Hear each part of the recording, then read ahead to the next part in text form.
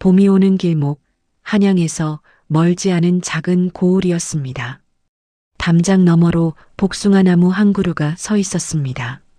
아직 꽃봉오리도 맺지 못한 앙상한 가지였지만 나무 아래에는 누군가 오래전에 쌓아둔 듯한 작은 돌무덤이 있었습니다. 마을 사람들은 그 나무가 옥분의 남편 무덤가에서 씨앗이 날아왔다고 했습니다. 혹시 살면서 너무 많이 참아 정작 내가 무엇을 원하는지조차 잊어버린 적이 있으십니까? 옥분은 그런 사람이었습니다. 날이 채 밝기도 전에 일어나 부뚜막에 불을 지피는 것이 옥분의 하루였습니다.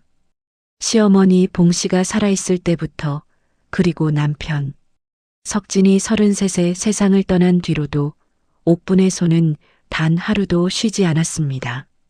삭바느질, 길쌈, 남의 집 품팔이, 아들 복준을 글방에 보내기 위해 팔지 않은 것이 없었습니다. 어머니, 진지 드셨습니까? 어린 복준이 밥상을 들고 따라오던 날이 엊그제 같았습니다. 옥부는 그 기억을 가슴 깊이 접어두고 오늘도 새벽찬 공기 속에 손을 호호 불었습니다. 담장 너머 복숭아 나무 가지 끝에서 무언가 빨간 것이 돋아나고 있었지만 옥부는 그것을 보지 못했습니다. 볼 여유가 없었습니다. 그런데 그날 저녁 마을 어귀에서 가마 한 채가 들어서는 것을 복녀가 먼저 보았습니다. 복준이 돌아왔습니다. 그런데 혼자가 아니었습니다. 가마 뒤로 또 다른 가마가 따라왔고 그 안에서 비단 치마를 입은 젊은 여인이 내렸습니다. 이마가 희고 눈매가 서늘한 여인이었습니다. 어머니, 제처 설아입니다. 복준이 담담하게 말했습니다. 옥부는 아무 말 없이 두 손을 모았습니다. 설아는 짧게 허리를 숙였습니다. 그것이 첫 인사였습니다. 그날 밤 옥부는 아들 내외가 쓸방을 쓸고 또 쓸었습니다. 묵은 먼지를 닦고 창호지가 찢긴 곳을 새 종이로 바르고 이불을 두드려 바람을 넣었습니다. 복주는 그 모습을 보지 못했습니다. 이미 설아와 함께 방 안에 들었기 때문입니다. 복녀가 담장 너머로 속삭였습니다. 옥분 씨, 며느리가 꽤 도도하던데. 옥분은 고개를 저었습니다. 새댁이 낯을 가리는 것이겠지요. 복녀는 입을 삐죽거리다가 돌아갔습니다. 그날 밤 옥분은 잠을 이루지 못했습니다. 아들이 돌아온 기쁨인지 아니면 말 한마디 없이 들어선 며느리 때문인지 옥분 자신도 알 수 없었습니다. 다만 손이 계속 무릎 위에서 무언가를 쥐었다 놓았다 했습니다. 아무것도 없는 허공을 향해서. 다음 날부터 복주는 고을 관하로 출근하기 시작했습니다. 그리고 집안에 옥분과 설아만 남겨졌습니다. 설아는 부엌에 발을 들이지 않았습니다. 처음 며칠은 그러려니 했습니다. 새댁이니 낯설기도 하고 시댁 살림이 어떻게 돌아가는지 살피는 중이려니 생각했습니다. 그런데 닷새가 지나고 열흘이 지나도 설아는 부엌 근처에 오지 않았습니다. 밥상이 차려지면 받아들고 빈 그릇이 되면 내놓았습니다. 옥부는 그래도 아무 말 하지 않았습니다. 말을 꺼내는 것이 익숙하지 않았습니다. 평생 그렇게 살아왔습니다. 어느 날 설아가 처음으로 먼저 말을 걸었습니다. 어머니, 이 집 쌀독이 왜 이렇게 빕니까? 날이 선 목소리였습니다. 옥부는 잠시 손을 멈추었습니다. 이달치가 좀 일찍 떨어졌구나. 내일 장에 가서 채우마. 설아는 아무 말 없이 돌아섰습니다. 그날 밤 옥부는 쌀독 앞에 오래 앉아 있었습니다. 손을 도간으로 넣어 바닥을 쓸었습니다. 서늘하고 비어있는 감촉이었습니다. 쌀이 떨어진 것이 처음이 아니었습니다. 복준이 공부하던 시절에는 보름씩 굶다시피 한 적도 있었습니다. 그때마다 옥부는 복년의 집일을 도와주고 쌀 한 줌을 얻어왔습니다.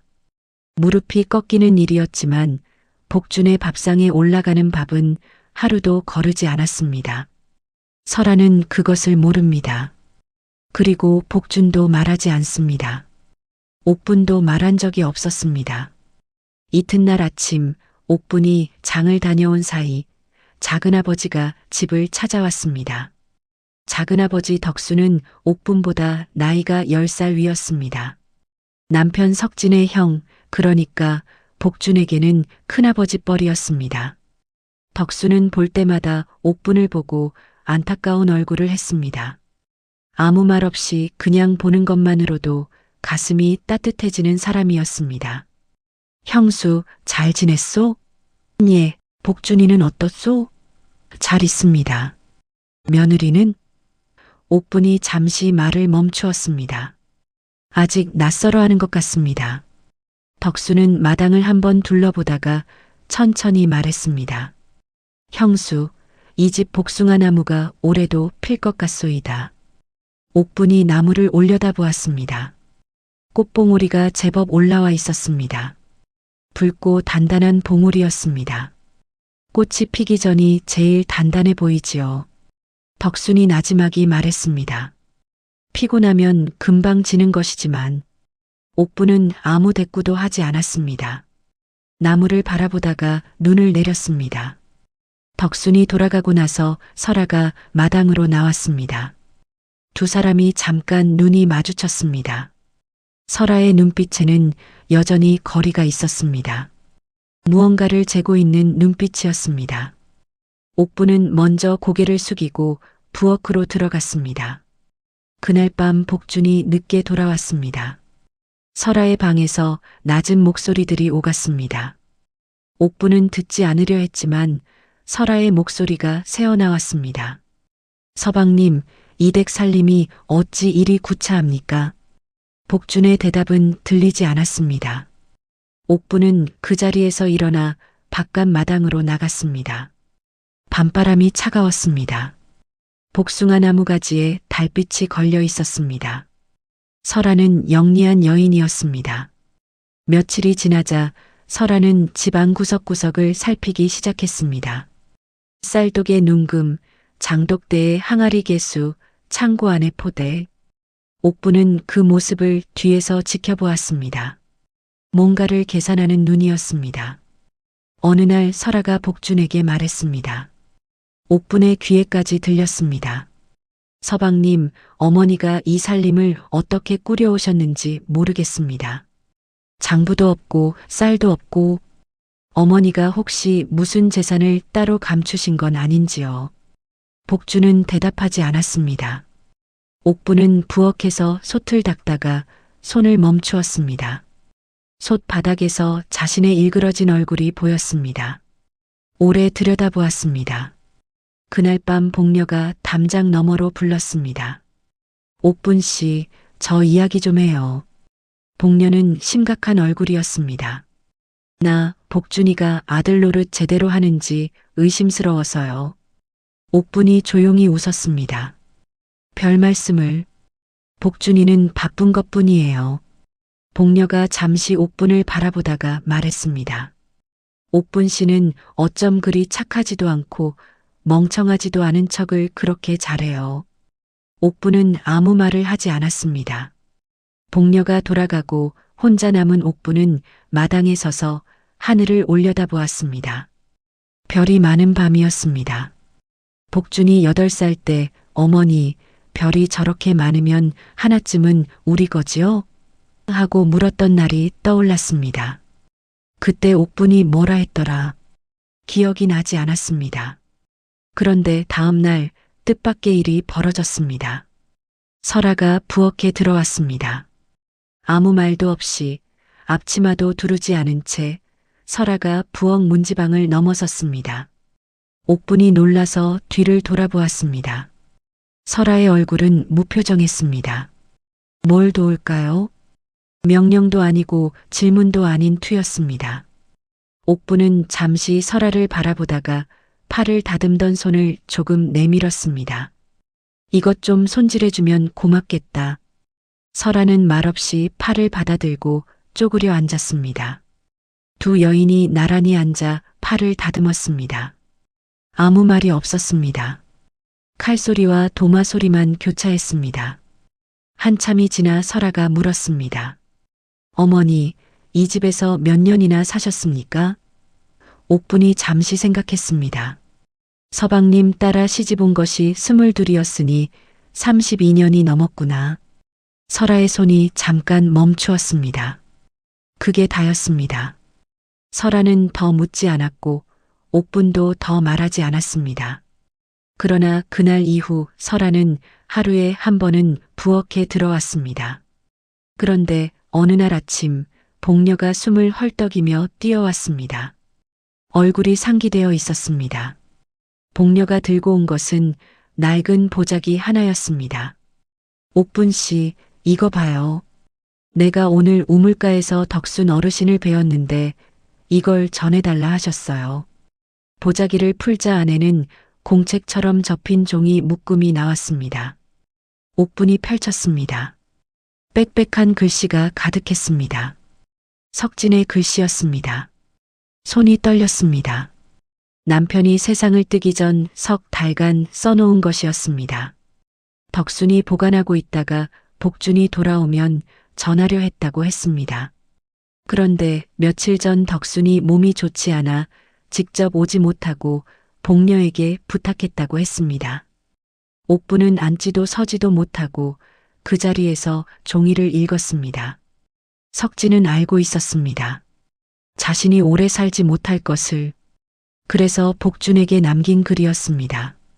옥분이 삭바느질로 번 돈, 쌀 한 톨도 먹지 않고 복준 밥상에 올린 것, 새벽에 울다가 새벽이 지나기 전에 그친 것.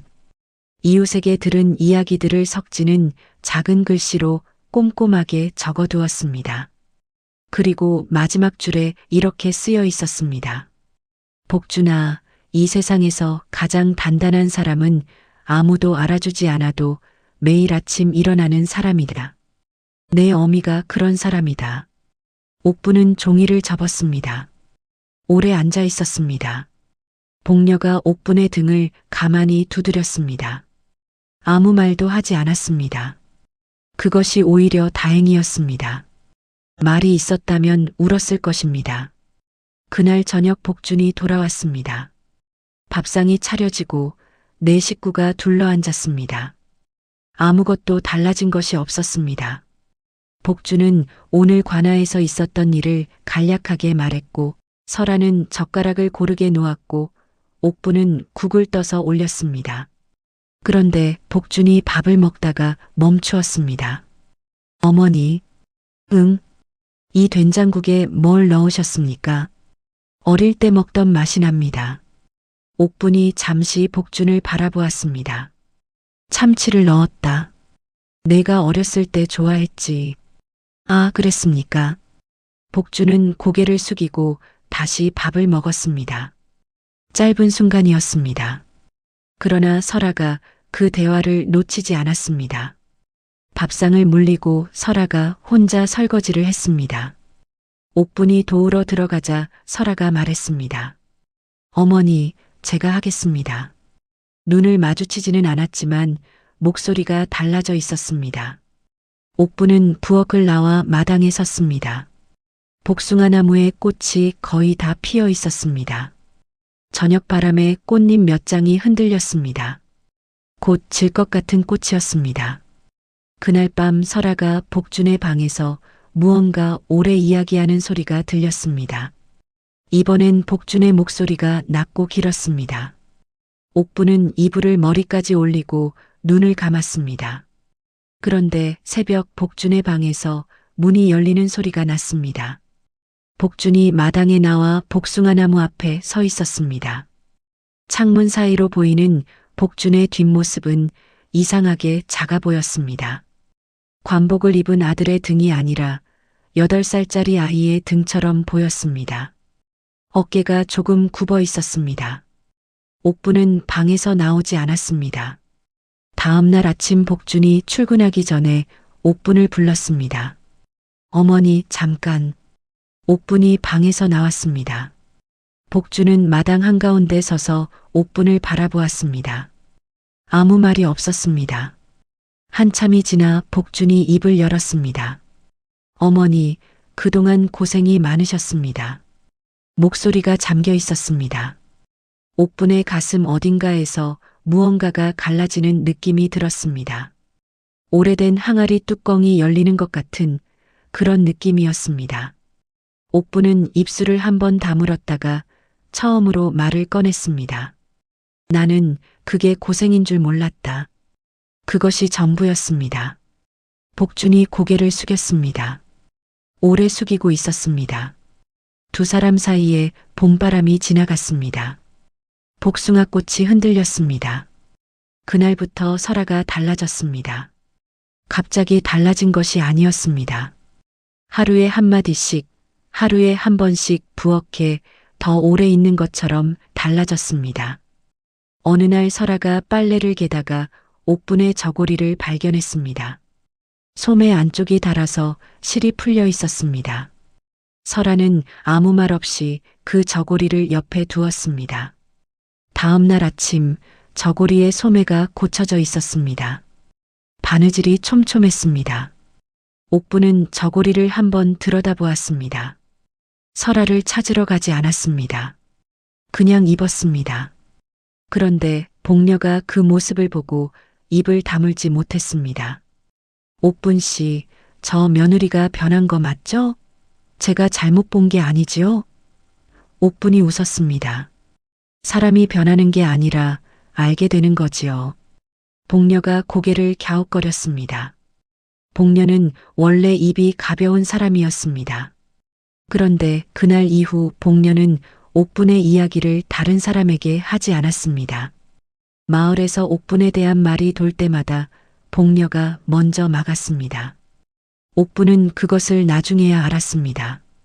그리고 보름이 지난 어느 봄날이었습니다. 설아가 옥분을 뜨락으로 불렀습니다. 손에 낡은 보따리 하나를 들고 있었습니다. 어머니, 이걸 장에서 보았는데. 설아가 보따리를 풀었습니다. 안에는 봄 저고리 한 벌이 있었습니다. 연두빛 고름에 분홍깃이 달린 저고리였습니다. 새 것은 아닙니다만 고름도 멀쩡하고 손때도 없어요. 설아가 말했습니다. 눈을 여전히 마주치지 않으면서도 목소리에는 힘이 실려 있었습니다. 옥분이 저고리를 받아들었습니다. 손이 닿자 천이 부드러웠습니다. 오래된 천의 그 부드러움이었습니다. 어머니, 설아가 그때 처음으로 옥분의 눈을 보았습니다. 제가 처음에 어머니를 잘못 보았습니다. 이댁 살림이 구차하다고 했는데 설아가 말을 멈추었습니다. 잠시 침묵이 흘렀습니다. 어머니가 아드님을 만드셨습니다. 짧은 한마디였습니다. 그러나 옥분은 30년 동안 한 번도 들어보지 못한 말이었습니다.